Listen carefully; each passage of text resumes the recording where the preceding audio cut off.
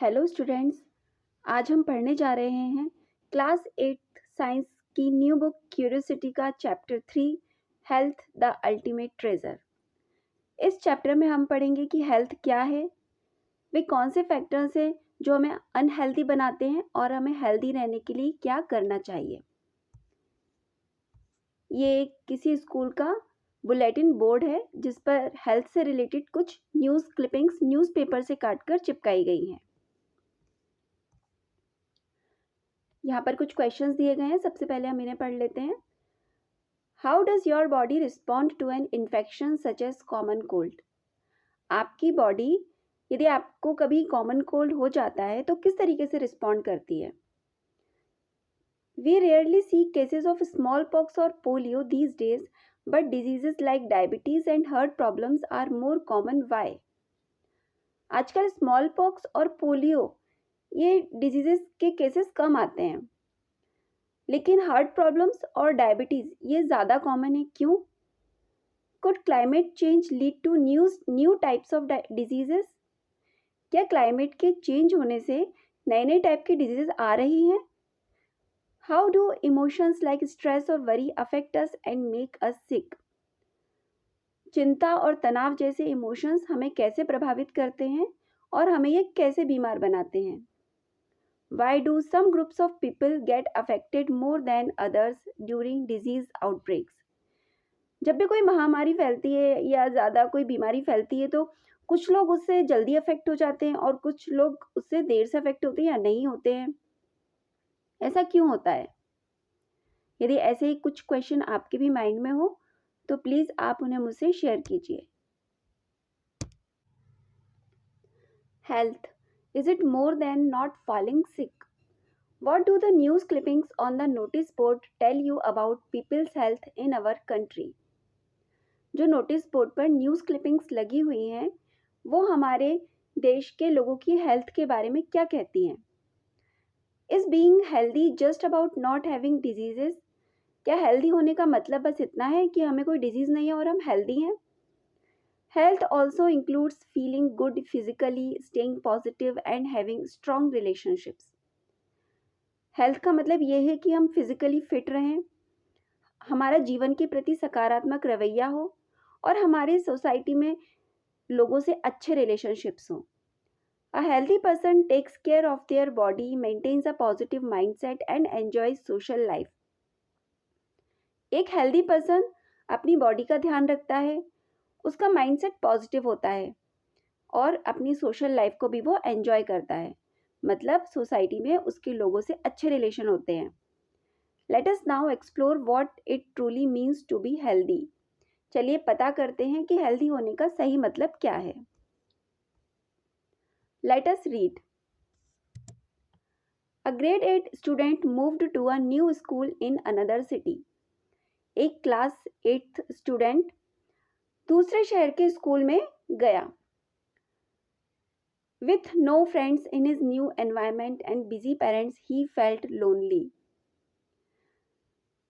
इस नए एनवायरनमेंट में उसके कोई अच्छे फ्रेंड नहीं थे, मतलब उस स्कूल में कोई उसके अच्छे फ्रेंड नहीं बन पाए थे और उसके पेरेंट्स भी बिजी रहते थे, इसीलिए वो अकेला अकेला फील करता था।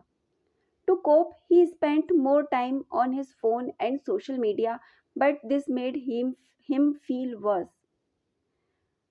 इस कारण वो ज़्यादा समय फ़ोन पर बिताने लगा और सोशल मीडिया पर बिताने लगा, लेकिन इससे और भी ज़्यादा बुरा फील करने लगा वो। He stopped trying to make friends, had headaches, lost weight and could not sleep well. उसने फ्रेंड्स बनाना बंद कर दिया, उसे सर में दर्द रहने लगा, उसका वजन भी कम होने लगा और उसे नींद भी अच्छी नहीं आती थी। A doctor advised less screen time and meeting a counselor. Doctor ने उसे सलाह दी कि वो थोड़ा कम मोबाइल देखा करे, मतलब स्क्रीन टाइम कम रखे और एक काउंसलर से मिले। The school counselor arranged help to support him in making friends and improving his health. तो जो स्कूल काउंसलर थे उन्होंने उसकी फ्रेंड्स बनाने में हेल्प की और उसकी हेल्थ को इम्प्रूव करने में भी हेल्प की। Think and reflect what was the cause of the bodies health problems. अब आप विचार कीजिए कि उसकी बॉडी में जो हेल्थ प्रॉब्लम्स थी उनका कारण क्या था। How did his habits and surroundings affect his well being. उसकी जो हैबिट्स थी और उसका सराउंडिंग्स था, मतलब उसके चारों ओर जो भी घटित हो रहा था, उसने उसकी स्वास्थ्य को कैसे प्रभावित किया। As per the World Health Organization, health is defined as a state of complete physical, mental, and social well being, and not merely the absence of disease. World Health Organization के अकॉर्डिंग केवल disease न होना ही अच्छे स्वास्थ्य की निशानी नहीं है। अच्छे स्वास्थ्य में कंप्लीट फिजिकल, मेंटल और सोशल वेलबींग भी आती है। मतलब कोई पर्सन यदि फिजिकली फिट है, मानसिक रूप से भी स्वस्थ है और सोसाइटी में उसके अच्छे रिलेशनशिप है सबसे, तो हम ये कह सकते हैं कि वह पूरी तरह स्वस्थ है। A healthy person can perform various tasks more efficiently and cope well in different and difficult situations. एक हेल्दी पर्सन अपने सभी कार्यों को बहुत अच्छे से परफॉर्म कर सकता है और डिफिकल्ट सिचुएशन का भी बहुत अच्छे से सामना कर सकता है। A healthy person can adjust well with peer groups and other members of society. एक हेल्दी पर्सन अपने साथियों के ग्रुप के साथ अच्छे से एडजस्ट कर सकता है और सोसाइटी के दूसरे लोगों के साथ भी अच्छे संबंध होते हैं उसके। Let us understand more about health. चलिए हेल्थ के बारे में और भी जानते हैं। ये इस फिगर में एस्पेक्ट्स ऑफ हेल्थ दिए गए हैं। मेंटल, फिजिकल एंड सोशल, ये तीनों एस्पेक्ट हेल्थ में आते हैं। Our scientific heritage. Ayurveda teaches us that true health is a balance of body, mind and surroundings. Ayurveda के अकॉर्डिंग एक सही स्वास्थ्य तभी माना जाता है जब हमारे बॉडी, माइंड और सराउंडिंग के बीच में एक बैलेंस हो। Following dinacharya and ritucharya helps maintain this balance. हम यदि अपने डेली रूटीन, दिनाचार्य मतलब डेली रूटीन और ऋतुचार्य में सीजनल रूटीन को यदि ढंग से फॉलो करते हैं तो हम इस बैलेंस को बना सकते हैं। Eating fresh wholesome food suited to one's प्रकृति इज एसेंशियल। फ्रेश और संपूर्ण आहार किसी इंसान को उसकी प्रकृति के आधार पर मिलना चाहिए। अगर ऐसा होता है तो उसे बीमारी होने के चांसेस बहुत कम होते हैं। प्रकृति का मतलब है कि अलग अलग लोगों की अलग अलग प्रकृति होती है। जैसे किसी की वात प्रवृत्ति होती है, किसी की कफ और किसी की पित्त, तो इसके अकॉर्डिंग उसे भोजन लेना चाहिए। Regular exercise, cleanliness, restful sleep and अ काम माइंड सपोर्ट ओवरऑल वेलबींग। यदि हम रेगुलर एक्सरसाइज करते हैं, साफ सफाई का ध्यान रखते हैं, अच्छी नींद लेते हैं और यदि हमारा दिमाग शांत रहता है, मतलब उसमें किसी प्रकार की चिंता या तनाव नहीं होता है, तो हम कह सकते हैं कि हम ओवरऑल स्वस्थ हैं। This can also be achieved through practices like yoga, meditation and mindfulness. और इसे हम योगा या मेडिटेशन के द्वारा भी अचीव कर सकते हैं। मेडिटेशन का मतलब होता है ध्यान। How can we stay healthy. हम स्वस्थ कैसे रह सकते हैं। Staying healthy means eating nutritious food, maintaining hygiene, staying in a clean place, exercising regularly, getting proper sleep, spending time with family and friends, and having a positive attitude. We should do and what should not do to keep ourselves healthy. Healthy होने का मतलब है कि हम nutritious भोजन करें, साफ सफाई का ध्यान रखें, साफ सुथरे स्थान पर रहें, रोज़ाना एक्सरसाइज करें और अच्छी नींद लें। इसके अलावा फैमिली और फ्रेंड्स के साथ में अच्छा टाइम स्पेंड करें और अपने जीवन के प्रति एक सकारात्मक रवैया रखें। What we should do and what should not do to keep ourselves healthy. हमें हेल्दी रहने के लिए क्या करना चाहिए और क्या नहीं करना चाहिए। Activity 3.2 Let us list. List some good habits that your parents, teachers or elders often encourage you to follow. उन गुड हैबिट्स की, अच्छी आदतों की लिस्ट बनाओ जो तुम्हारे पेरेंट्स, टीचर्स या बड़े लोग तुम्हें एंकरेज करते हैं फॉलो करने के लिए। How many of these are already a part of your daily routine. इनमें से कितनी आपकी हैबिट्स हैं जिन्हें आप रोज़ाना फॉलो करते हैं?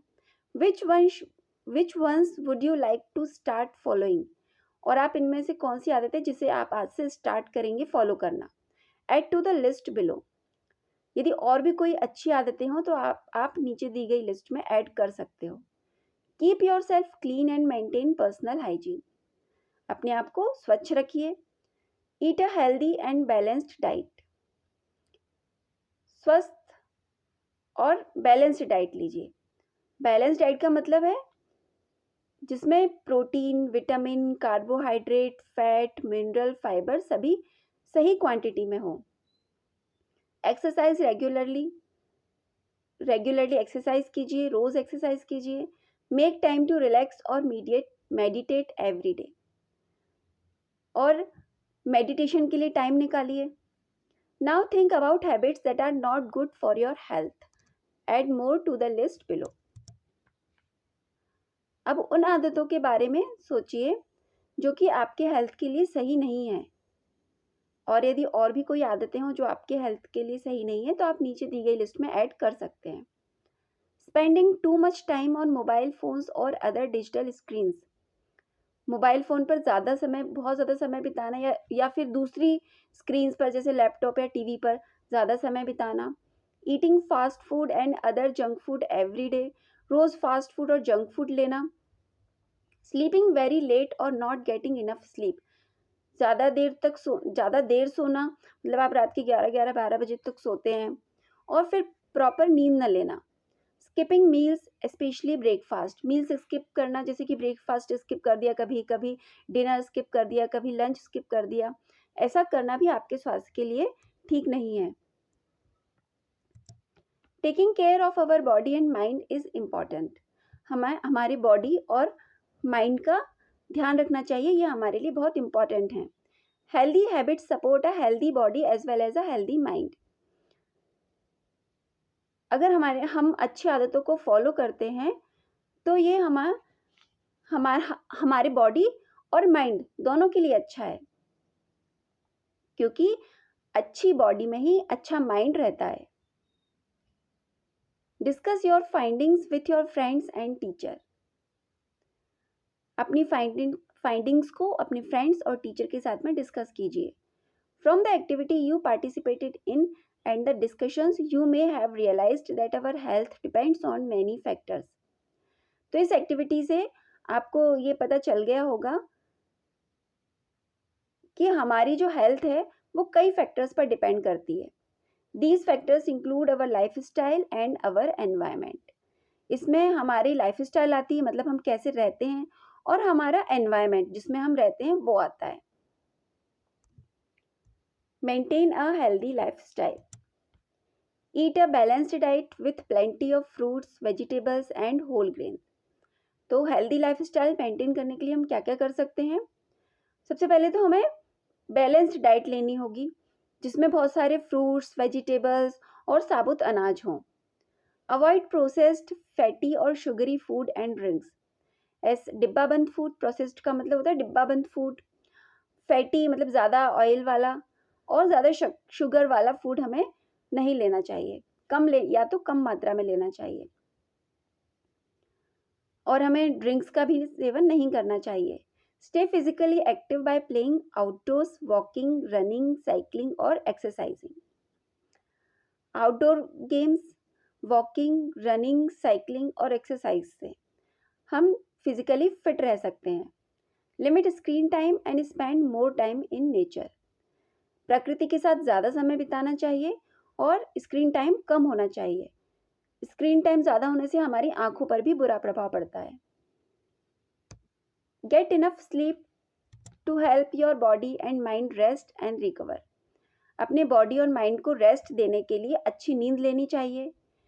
प्रैक्टिस योगा और सिंपल ब्रीदिंग एक्सरसाइजेस लाइक प्राणायाम रेगुलरली। हमें सिंपल ब्रीदिंग एक्सरसाइजेस जैसे कि प्राणायाम और या फिर योगा रोज करना चाहिए। Say no to harmful substances, things like tobacco, alcohol and addictive drugs. हमें हार्मफुल सब्सटेंसेस जैसे कि टोबैको मतलब तंबाकू, अल्कोहल, शराब और एडिक्टिव ड्रग्स जैसे कि कोकीन, इनको बिल्कुल ना कहना चाहिए, क्योंकि ये हमारे स्वास्थ्य के लिए बिल्कुल भी अच्छी नहीं है।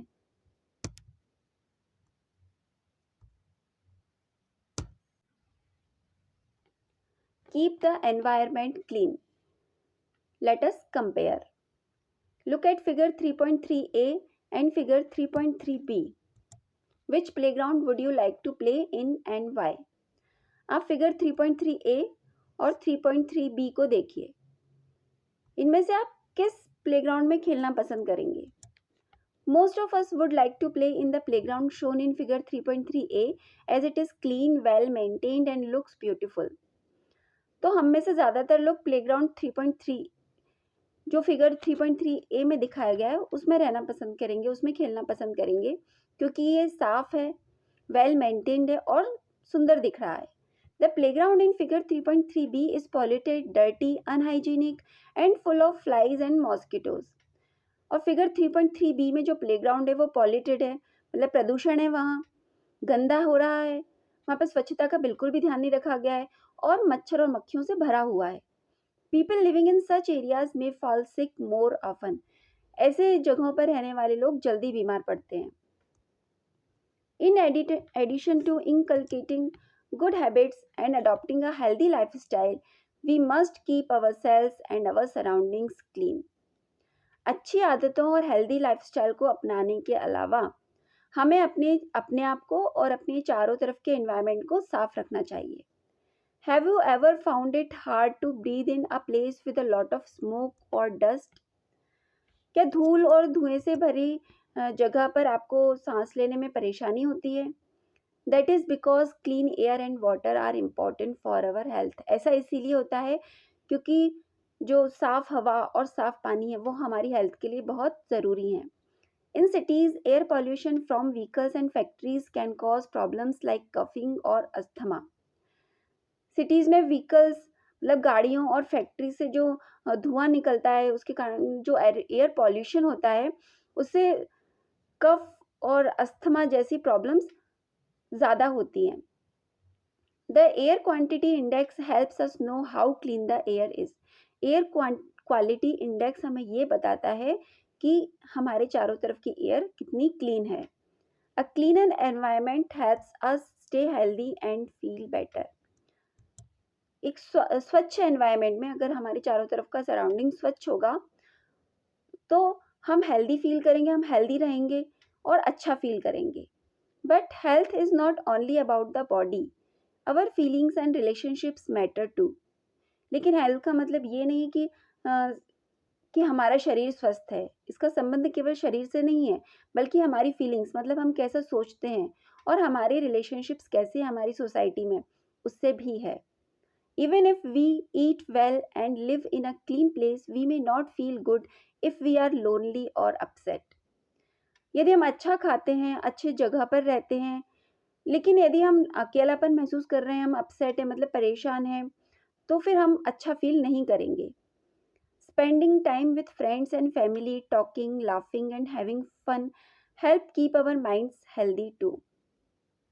अपने फ्रेंड्स और फैमिली के साथ में समय बिताना, बात करना, हंसना और उनके साथ में एंजॉय करना, मस्ती करना, इससे भी हमारा माइंड ये भी हमारे माइंड को हेल्दी रखने के लिए ज़रूरी है। ये भी हमारे माइंड को हेल्दी रखते हैं। How do we know that we are unwell? हमें ये कैसे पता चलेगा कि हम स्वस्थ हैं या स्वस्थ नहीं हैं, अस्वस्थ हैं? Our body usually works in a certain way to keep us healthy. हमारी बॉडी हमें स्वस्थ रखने के लिए काम करती है, कुछ इस तरह काम करती है कि हम स्वस्थ रहें। When we feel unwell, it means something inside us may not be working as it should. जब हम अस्वस्थ फील करते हैं तो इसका मतलब है कि हमारी बॉडी में ऐसा कुछ चल रहा है जो नहीं चलना चाहिए। We may have symptoms such as pain, tiredness or dizziness and signs like fever, rash, high blood pressure or swelling that indicate we are unwell. जब हम अस्वस्थ होते हैं तो कुछ सिम्टम्स हमारी बॉडी दिखाती, कुछ लक्षण हमारी बॉडी दिखाती है, जैसे कि हमें पेन होने लगता है, हम थका हुआ महसूस करते हैं, चिड़चिड़ापन महसूस करते हैं, हमारा बॉडी का टेम्परेचर बढ़ जाता है, मतलब हमें फीवर हो जाता है, या स्किन पर चकत्ते पड़ सकते हैं, हाई ब्लड प्रेशर हो सकता है या कहीं पर स्वेलिंग हो सकती है। तो इन सब से हमें पता चलता है कि हम अस्वस्थ हैं। A symptom is what we feel like pain, while a sign is something that can be seen or measured like high body temperature when we have fever. तो कुछ सिम्पटम्स जैसे कि हमें दर्द हो रहा है या फिर जैसे हमारे शरीर का टेम्परेचर बढ़ा हुआ है। These help doctors understand what might be making us unwell. तो ये सब डॉक्टर को ये समझने में मदद करते हैं कि क्या हमें अस्वस्थ बना रहा है, मतलब हम किस चीज़ से बीमार पड़ सकते हैं या पड़ रहे हैं।